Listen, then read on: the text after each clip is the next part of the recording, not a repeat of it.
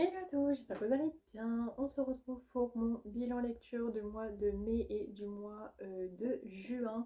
On commence tout de suite avec le mois de mai. Comme d'habitude, il y aura deux parties. Une partie mois de mai, une partie du mois de juin. Ne faites pas gaffe à ma bretelle, je suis dégoûtée. Elle est pétée. Voilà, donc on va faire comme si de rien n'était. Mais bref, il faudra que je la répare, non, c'est pas grave. Donc, on va commencer par ma première lecture de ce mois, sachant que littéralement il fait extrêmement chaud, on est à plus de 30 degrés, voilà, j'ai tourné cette vidéo en période de canicule, c'est magnifique.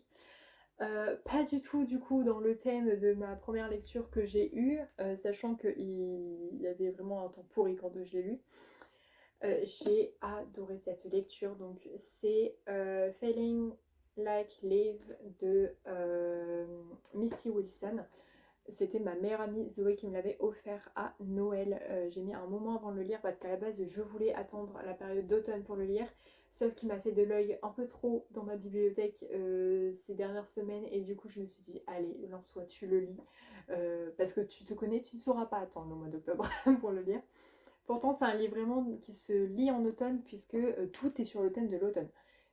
T'as tous les clichés du monde dedans au niveau de l'automne, surtout aux US, mais je l'ai trouvé absolument incroyable.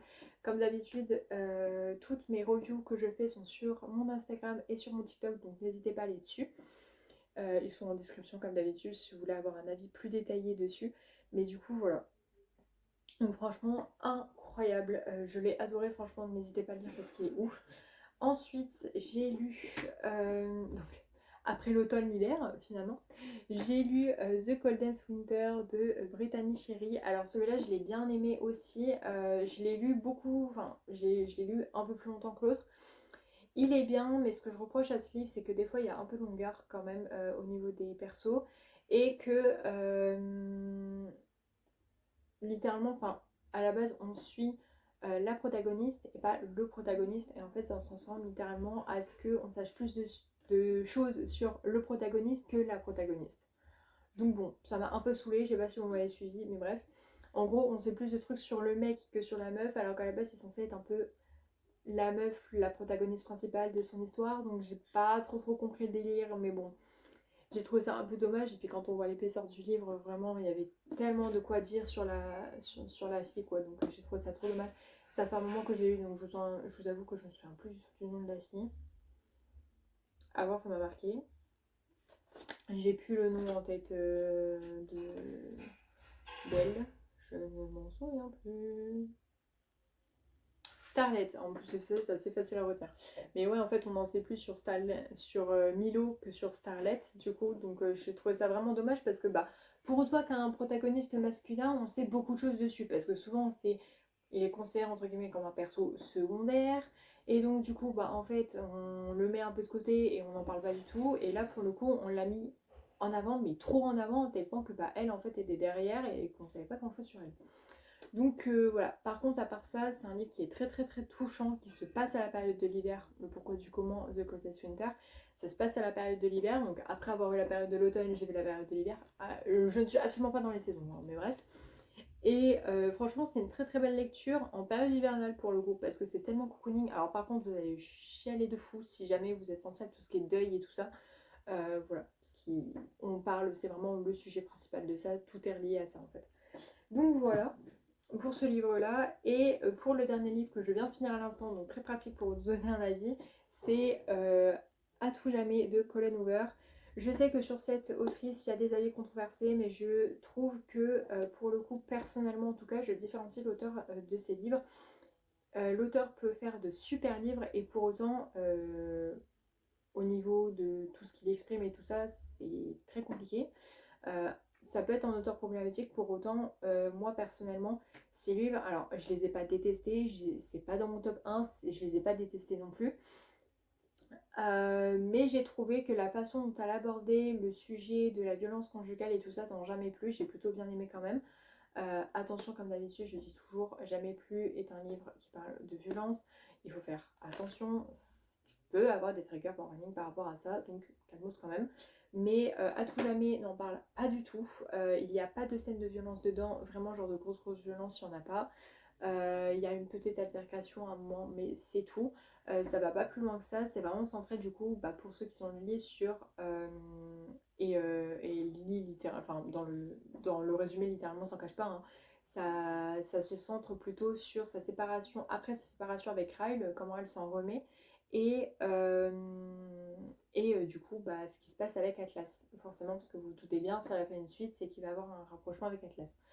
Honnêtement, je l'ai plutôt bien aimé. Par contre, bah, au moment où je le tourne, je viens de faire mon avis sur TikTok et je ne changerai pas d'avis là-dessus parce que j'ai vraiment été déçue sur ce côté-là. Il y a beaucoup de longueur, beaucoup de fois on tourne autour du pot, pardon. Je vois pas l'intérêt.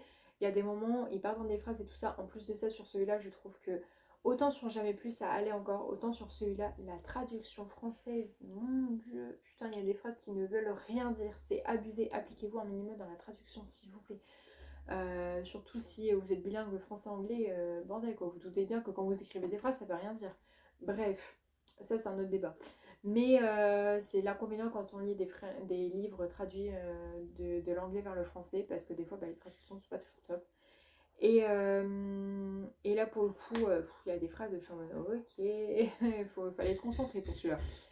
Et ouais, non, honnêtement, ça m'a un peu saoulée à tel point que j'ai failli DNF parce que trop de longueur. Quand on rajoute à ça les fautes d'orthographe qui sont faites, alors que c'est censé être un livre. Voilà. Donc ouais, entre les longueurs et les textes, des fois, les conversations que tu me disais, enfin, j'étais en mode ok, elle dit ça pour aller où? Je comprends pas. La traduction qui était pour moi, c'est pas la pire parce que t'as certains livres, les traductions c'est compliqué. Celle-là c'est pas la pire, mais je trouve quand même qu'il y a une traduction un peu à chier, on va être honnête. Et en fait, je pense que, et clairement, c'est un peu ce qu'elle a voulu faire passer dans ses remerciements. En fait, elle a fait une suite parce que son premier livre a bien marché, parce que beaucoup de personnes ont dit oui, on va avoir une suite, on va avoir une suite. Elle a fait une suite pour faire plaisir, sauf que j'ai l'impression que la suite a été plus ou moins bâclée. Et en fait, je trouve ça tellement dommage parce qu'elle aurait pu faire un vrai truc avec des vrais rebondissements, etc. Et en fait, bah, honnêtement, c'est pas mon livre préf, ça sera pas mon livre préf. J'ai envie de dire une suite ok, mais une suite pour aller où? Voilà, donc vraiment honnêtement, bah, si vous aimez bien les romans style sans prise de tête, pourquoi pas. Et encore, je trouve que franchement, romans style sans prise de tête, il y en a des bien meilleurs que ça. Celle-là par exemple. Mais, ou même celle dans tout, hein, voilà, ça c'est aussi, parce que là pour le coup c'était 100% du roman ce mois-ci. Mais bon, voilà quoi. Donc un peu déçue de ce livre-là. J'en ai lu du coup au final que 3 ce mois-ci, sachant que pour un mois où on a eu pas mal de ponts, où j'ai pas arrêté parce que j'ai eu mon deuxième bac blanc, je suis partie. J'ai eu mon grand oral blanc, etc. Littéralement j'étais coulée sous les évals, sous les devoirs et tout ça machin. Donc je trouve que en vrai, 3 livres, pas déconnant. Dont un, celui-là je l'ai lu en littéralement 48 heures quoi. 24 heures à 48 heures je crois, un truc comme ça, mais honnêtement c'était assez vite quand même. Et là pour le coup mon objectif c'est pas forcément de racheter des livres, enfin de racheter des aussi des livres actuellement. C'est plus de vider la palle que j'ai déjà parce que je n'ai pas le long comme mon bras. Écoutez, on se retrouve du coup le mois prochain pour mes lectures du mois de juin. On se retrouve du coup pour la partie bilan lecture du mois de juin et elle va être très rapide. Très rapide parce que je n'ai pas lu de manga, j'étais en période d'examen, enfin de révision puis d'examen. Donc clairement, je viens seulement de terminer ma période d'examen. On est le 26 juin. Je suis dessus depuis début juin, en comptant les révisions depuis début juin. Donc clairement... Vraiment ce que je vous avais dit, hein, que ça soit au mois de juillet, je suis en vacances, au mois de... que ça a commencé un peu vers mars-avril, après mai, enfin j'ai eu un moment de pause un peu en avril, encore pas tant que ça, au mois de mai j'ai repris, puis là c'était les examens finaux, donc j'ai pas arrêté, et du coup j'ai lu très très peu. Cependant j'ai lu quand même un roman, ce sera le seul que j'aurai lu ce mois-ci, mais j'ai lu du coup le jeu des tricheurs. J'avais commencé le jeu des menteurs, je ne l'ai pas continué, pas parce que je l'ai DNF, parce que j'ai pas aimé, juste parce que j'étais tellement concentrée sur autre chose et dans... j'étais pas, je sais pas où j'étais mais j'étais pas là en tout cas. Ce qui fait que du coup je lisais le livre sans le lire et je me suis dit il va falloir que je reprenne du début parce que je vais rien piger à un moment, si on fait appel à un truc du début je vais rien comprendre plus tard dans le livre, donc bref. Du coup j'ai lu le premier tome, du coup puisque c'est une duologie donc il faut commencer par le jeu des tricheurs puis le jeu des menteurs. puisque le jeu des menteurs est une histoire basée sur les protagonistes secondaires du jeu des tricheurs. Donc sans avoir lu le jeu des tricheurs, on va avoir du mal à comprendre le jeu des menteurs. Bref, c'est un livre que j'ai plutôt bien aimé. Si vous voulez avoir mon avis dessus, je vous envoie sur mon TikTok, du coup, qui sera en barre d'infos comme d'habitude. Mais honnêtement, c'est un livre que j'ai franchement bien aimé. Ça change un peu de l'ordinaire, c'est avec des avocats. C'est assez rare que je lis un livre en rapport avec le métier d'avocat. Donc franchement, j'ai plutôt bien aimé. Belle découverte. Hâte de voir ce qu'ils font dans le jeu des menteurs. Et j'espère que ce sera pas trop redondant. On verra bien. En tout cas, ce n'est pas une suite directe, c'est deux protagonistes différents. Mais j'espère que dans la façon d'écrire et dans le dénouement, ce ne sera pas la même chose. On verra bien. Voilà, écoutez, on se retrouve pas le mois prochain du coup, mais dans 2 mois pour mon bilan du mois de juillet et du mois d'août, en sachant que je pars en vacances. J'ai la chance de partir en vacances 3 semaines parce que c'était pas gagné au départ. Au mois de juillet, donc clairement, vous allez avoir des lectures. C'est sûr et certain. Avec ce que j'ai pris, c'est sûr et certain que vous aurez des lectures. Voilà, gros bisous à tous!